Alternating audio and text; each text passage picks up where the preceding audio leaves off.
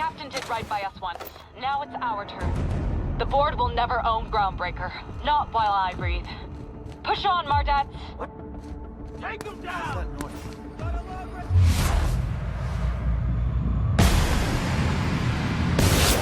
Take him down!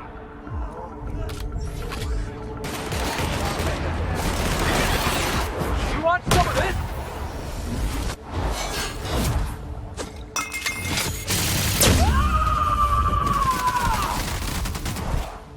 Covering you!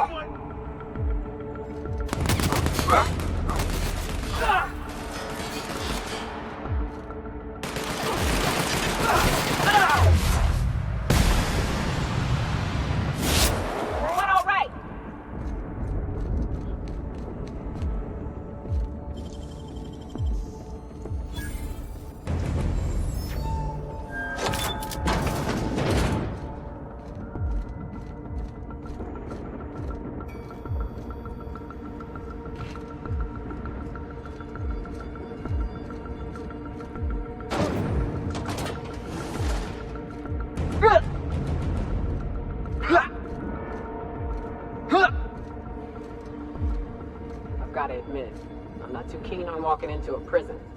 They lock me up, I'm liable to kill everyone trying to get back out. They say nobody's ever broken out of the labyrinth. Didn't say nothing about breaking in, though.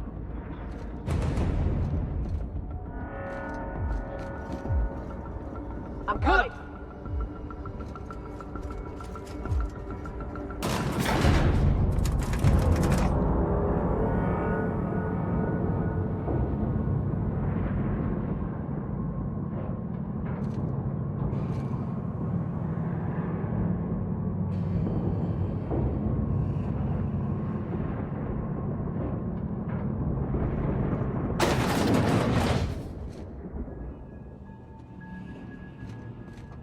Lead the way, boss. I got your back.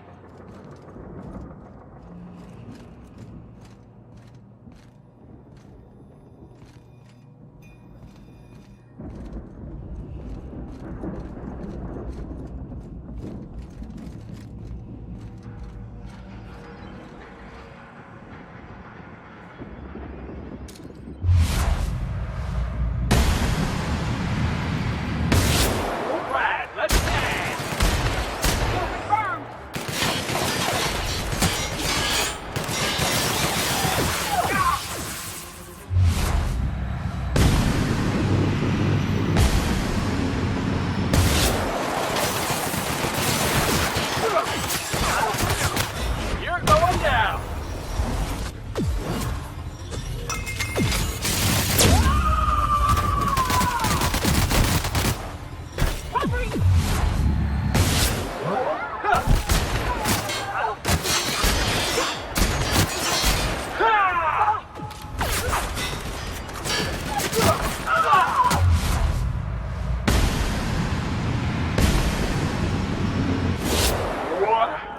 That's the last of him!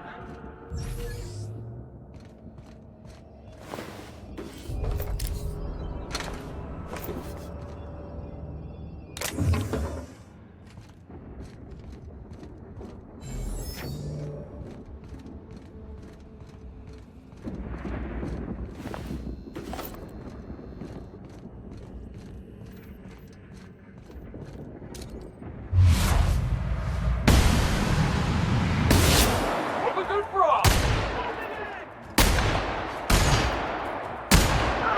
I'm pushing target!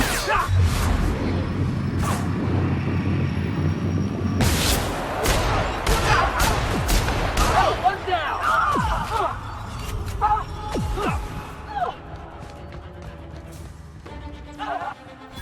The kid's going down!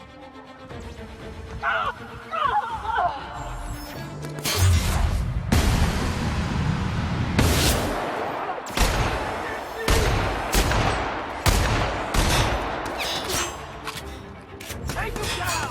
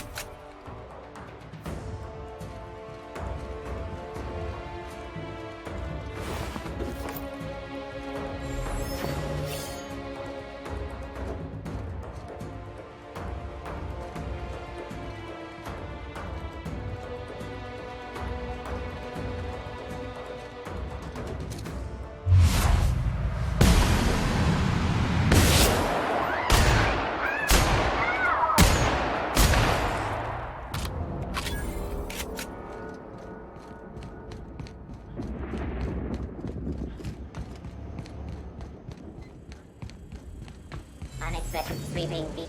Here they come!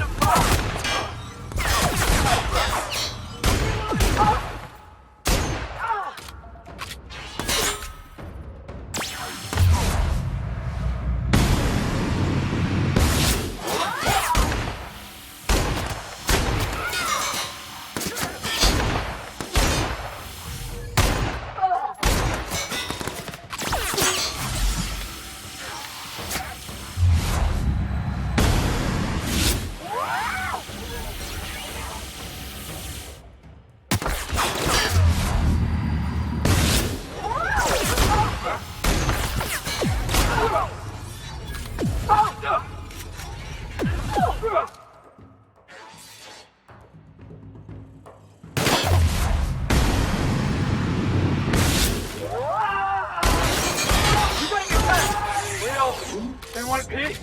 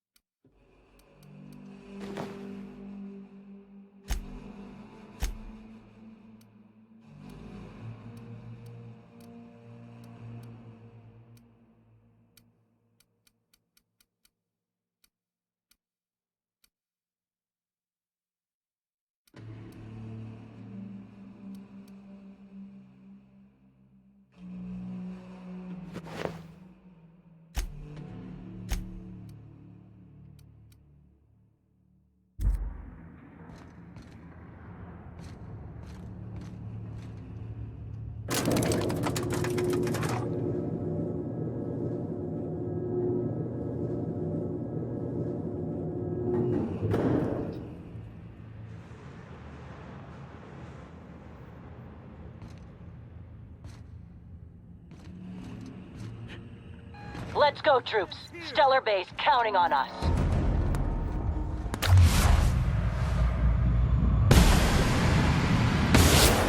Here we go.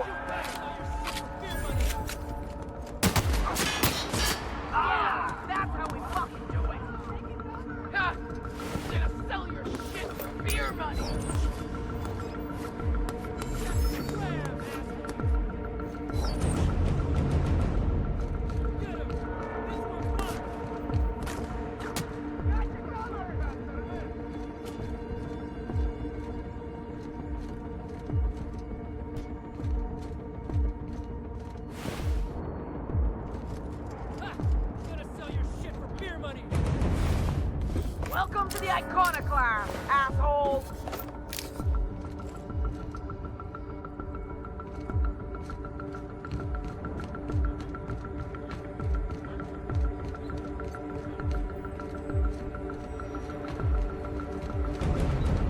That's for Graham, assholes!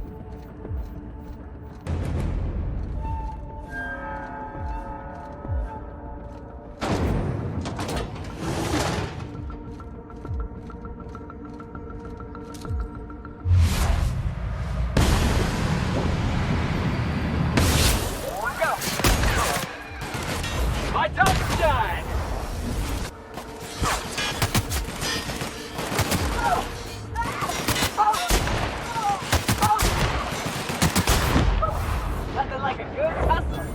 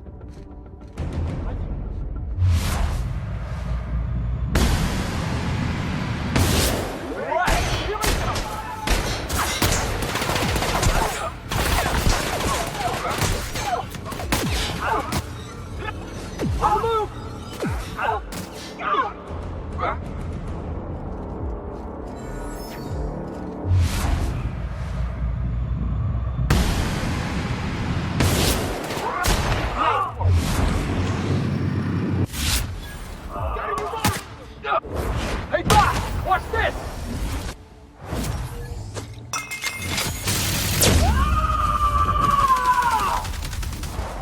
To shreds, you say? Yeah! This is bad!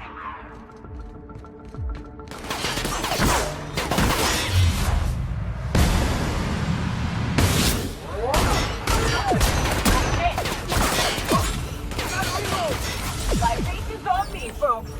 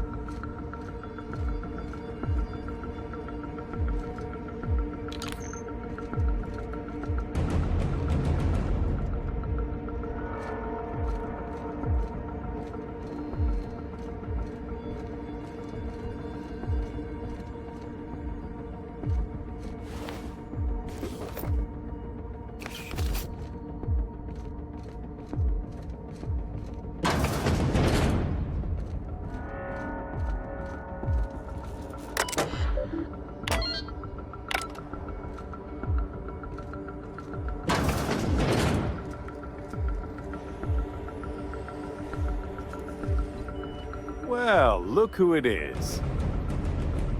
I'll be damned. I was prepping the studio for our announcement, and here you are as a bonus. And I see you've brought the kid along. Babysitters may be expensive, but they're worth it, you know.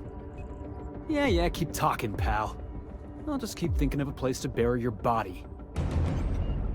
I knew I smelled Monarch when you lot walked in. The stench of sulfur, depression, and desperate bravado is unmistakable. Keep talking, you'll be smelling iron. Ain't nobody so important I won't put a bullet in. When you go off and get yourself shot, try to avoid taking one to the face.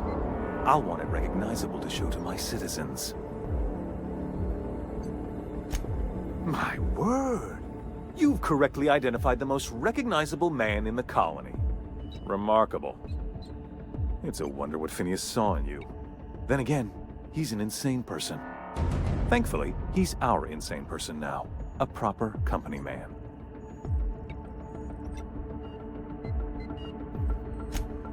Yes, he is an extraordinarily obstinate fellow, isn't he? Fine, he isn't working for us per se. Semantics, he'll come around. But that's between us. As far as my adoring citizens will know, we've turned a dangerous crackpot into a working-class man. It's a miracle.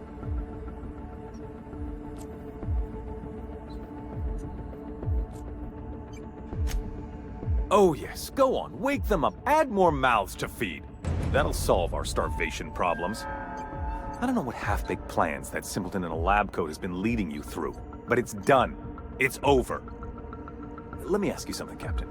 Have you at any point thought about not fucking up our entire society?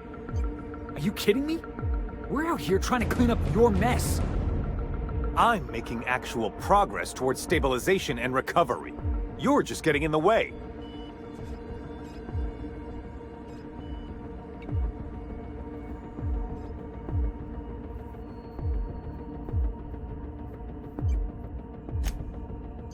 Oh, right. This coming from the psychopathic outlaw. Yes, I'll try to be more open-minded about your path of wanton dissent. We don't need your help. I'll admit, there's no shortage of talent and scientists and engineers there. Look, I'm not an unreasonable man. If you manage to storm the castle, as it were, and make it out of here with Phineas alive, I can't exactly afford more havoc than you've already caused. Fine. If you survive, you'll need someone to sell the rest of the board on your plan. Are you out of your mind? Rockwell's the biggest monster in Halcyon. You got any idea how many lives he's destroyed? How many people he's hurt? I've had enough. You even think about cooperating with this animal? And you and I are finished.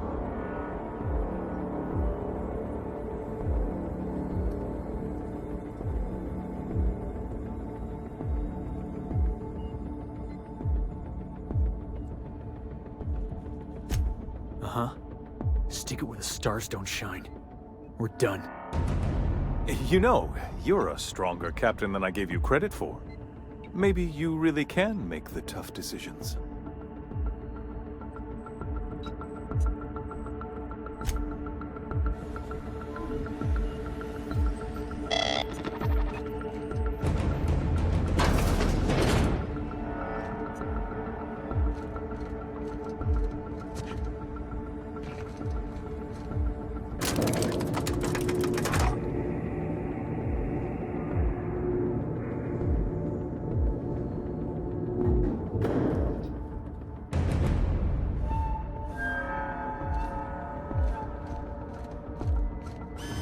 All right, MSO.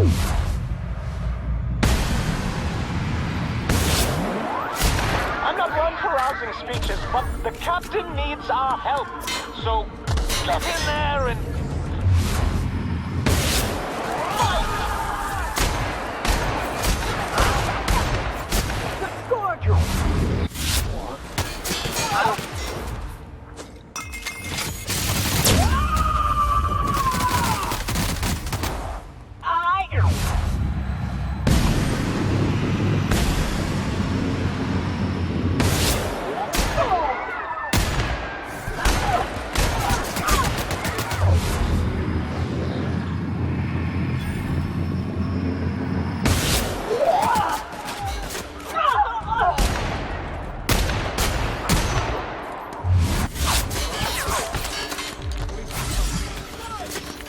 Waste of company out.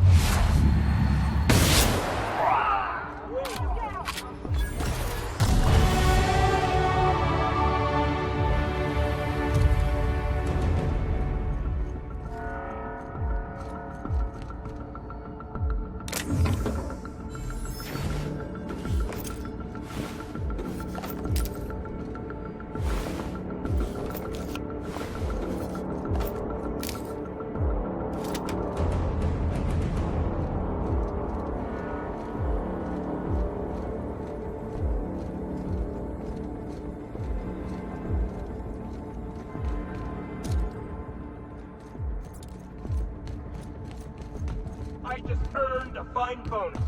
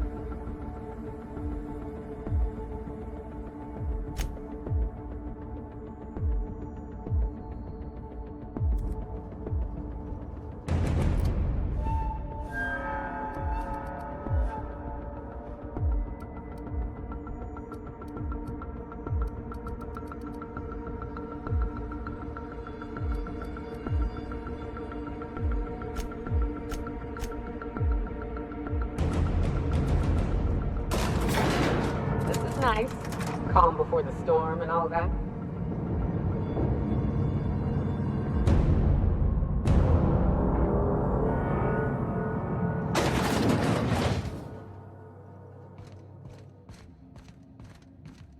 Captain, you have an uncanny talent for complicating my life. You've disrupted the balance of power. You've upset the natural order of things. You've introduced uncertainty, and there is nothing I despise more than uncertainty.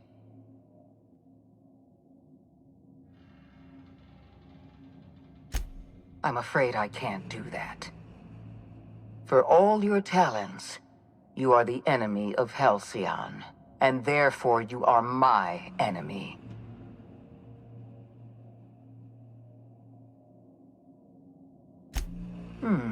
You make a nuanced and compelling argument.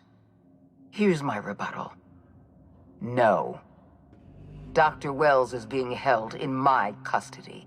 His cooperation will prove invaluable, even if I have to beat it out of him.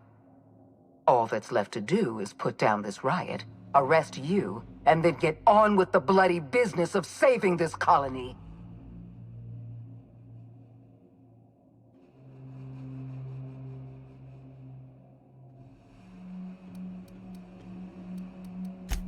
Fair enough. I'm giving you exactly one chance to parley with me.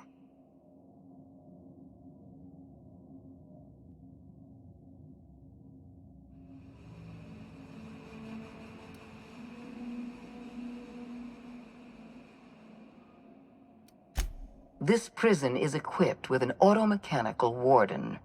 I've had it programmed to eliminate you on sight and rinse your remains down a drain. And don't worry, I will inform Dr. Wells that you died heroically or something.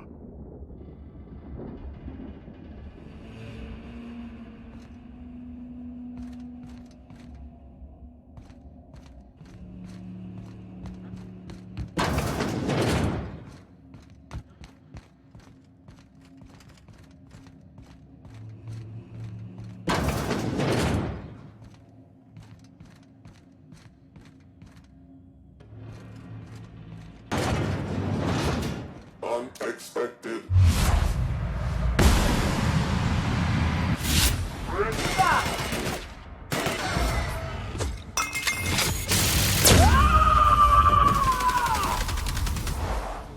Covering you!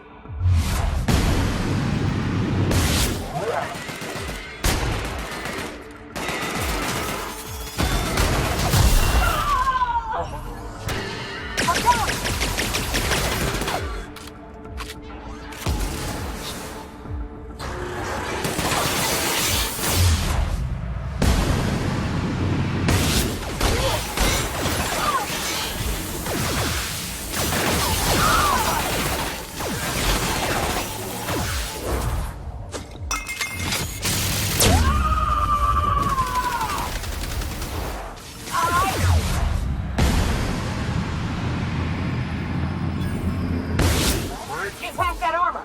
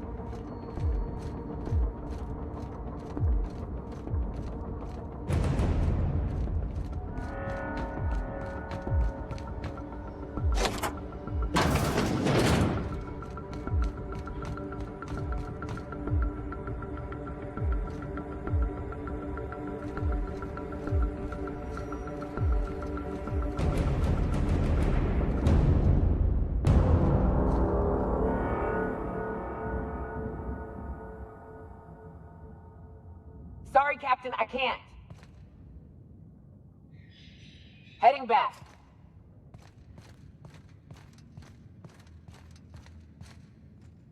Why won't you just do?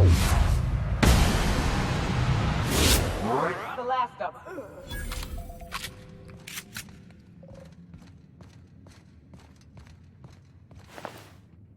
Get me out of here!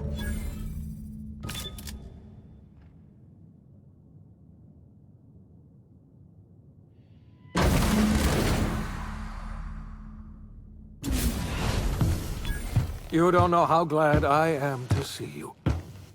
You did the right thing. Akande was a monster. Her death was much deserved, and long overdue. And you lunatic, you broke into the board's own fortress just to rescue one doddering old man! You are absolutely out of your mind, and I can't begin to thank you enough. I'm all right, thanks to you. Akande wanted my cooperation. I'm quite sure she would have beaten it out of me if you hadn't arrived. You've broken the board's stranglehold on this colony, and you saved my life. But there's still so much we have yet to accomplish. You and I are going to have to work harder than ever to save Halcyon. I'm afraid the situation is far worse than any of us ever anticipated. Earth has gone dark. We haven't received a single message in 3 years. There's been no communication, no signals, nothing. 2 years ago, the Earth's Directorate's frigate disappeared on their way back to Earth. We don't know what they discovered when they arrived, or if they arrived at all. So we've got to make do on our own. Seems to me that'll make us stronger in the end anyhow. You're quite right. We've got no choice but to make do on our own. We're in serious trouble, my friend. Do you know what this means for Halcyon? We can't rely on Earth for support anymore. We've been cut loose. We're entirely on our own. Yes, we do. You've done a marvelous thing. You've succeeded where anyone else would have failed, including me. We must begin the revival process immediately, starting with the Hope's brightest minds, and then we're going to fix this damn colony, one problem at a time. We're going to need a leader, and I can't imagine a better person for the job than you. What do you say, old friend?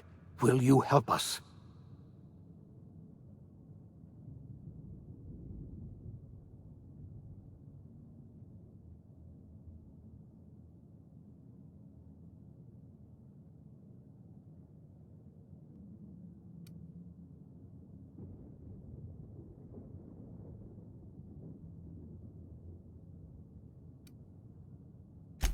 When I revived you, I thought you were going to help me save this colony. I was wrong. I had our roles reversed, you see. You're the one who's going to save us all. I'm just the one who set you on your path. You're the best thing to ever happen to Halcyon. If you want to take it upon yourself to lead this colony, you have my support. We're not a colony any longer, are we?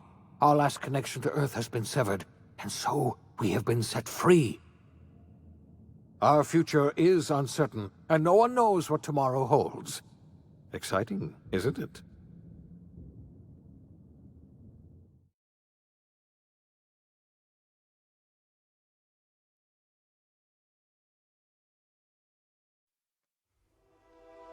The OSI teaches that everything in the universe happens according to the grand plan.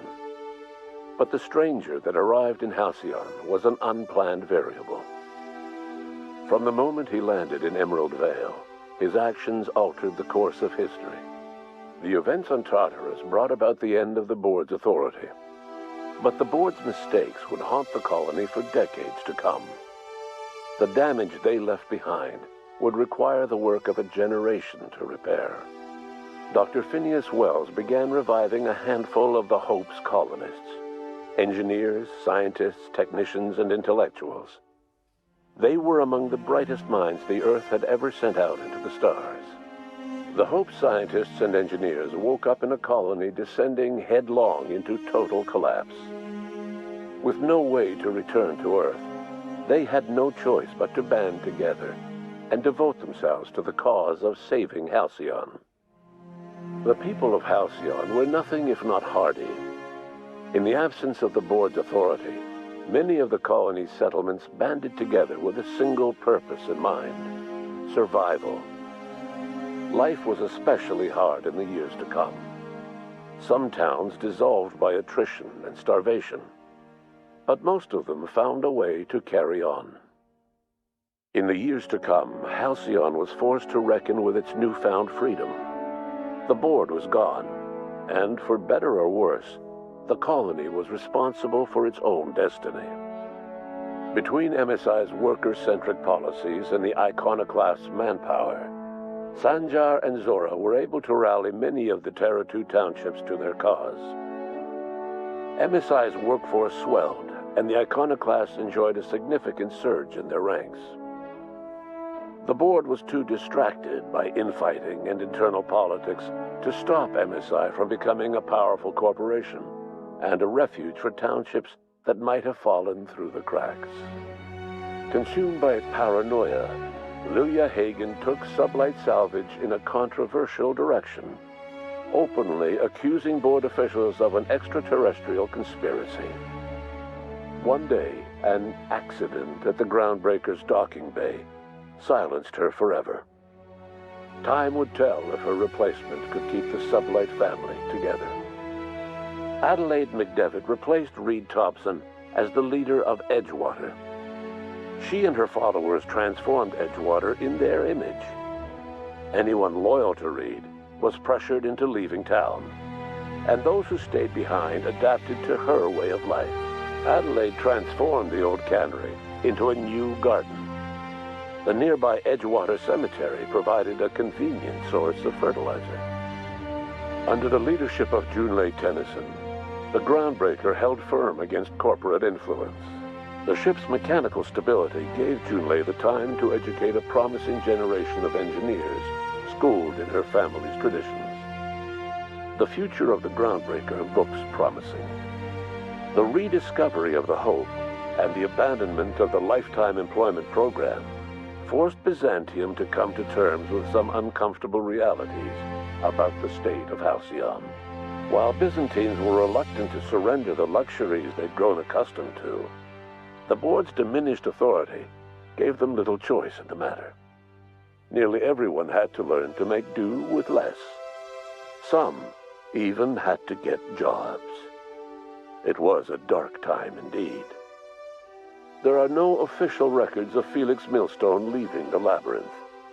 Some say he found himself a reasonably cozy cell and carved his name into the wall. As much as he enjoyed his adventures aboard the Unreliable, the vicar, known as Max, eventually decided that it was time to move on, to live out the life he had sought so long to create. He knew there were many in the colony who carried burdens much worse than the ones he had struggled with, and he devoted himself to easing their suffering wherever he could. He only ever took up arms again to defend the defenseless. Unshackled from a lifetime of striving and fighting the universe and himself, Vicar Maximilian de Soto was finally at peace.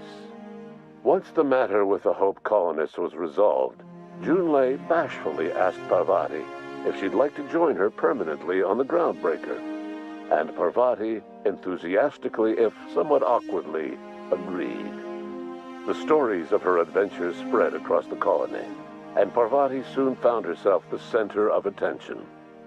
Having served as the engineer of a renowned spacecraft, tramp freighters and wildcat miners sought her out by name, and in no time, she was a fixture in the Groundbreaker's mechanical ecosystem. She and Junlei were never far apart. Nyoka returned to Monarch to take another crack at making a permanent life for herself. She formed the Charon Group, a mercenary outfit of ragtag survivalists and wilderness experts. Anyone in need of a guide, or just looking to throw back a beer and swap stories, could find her camping on the trail or clearing an infestation. The SAM unit that accompanied you spread awareness of the product line's superior sanitation and maintenance capabilities across what was left of the colony. This led to a boost in SAM unit sales. Did you know that SAM units are the longest-lasting, toughest-acting cleaning solution in Halcyon? Minister Clark was released from house arrest, and his contact with you gave him a sense of renewed purpose and vigor. Once it became clear that no help would be coming from Earth, he threw his considerable efforts and talents into helping Halcyon manage the crisis before it. Chairman Rockwell served as the public face for the changes in Halcyon to come. Whenever you needed strings pulled or a voice to sell a policy change, Rockwell was only too happy to oblige. As for Dr. Phineas Wells, he spent his remaining years in his orbital lab. He eventually came to terms with his own past and was able to forgive the mistakes of his younger self by devoting his remaining years to serving the colony. In the end, Dr. Wells was able to save every scientist and engineer aboard the Hope. Over the next decade, nearly all of the Hope's remaining colonists were successfully revived. Halcyon saw a period of rapid technological and scientific advancement. Breakthroughs in dietary supplements saved the colony from starvation. Geoengineering projects and social reforms began to change the structure and character of the colony. Dr. Wells laid the groundwork for the project to save the colony, but he would never live to see the fruits of his labor. He passed away a few years later. His work was carried on by the scientists and engineers he revived. Today, Halcyon has stabilized. The people of the colony work hard to adapt to their new circumstances. Nearby colonies send aid and supplies. Life will never be easy in Halcyon, but for the first time in its history, there exists a sense of real, genuine hope about the future. And what about you, the unplanned variable in the history of Halcyon? Long after Wells passed away, you carried on his work with more energy, determination, and brilliance than he could ever muster. The years that followed were hard, but Halcyon survived by the efforts of the Hope's most promising colonists, the greatest of which was you. No one knows what's happened to Earth, and no one knows what the future has in store for Halcyon. All we know for certain is this: the name of the Unreliable and that of its intrepid captain will remain the subject of countless stories for years to come.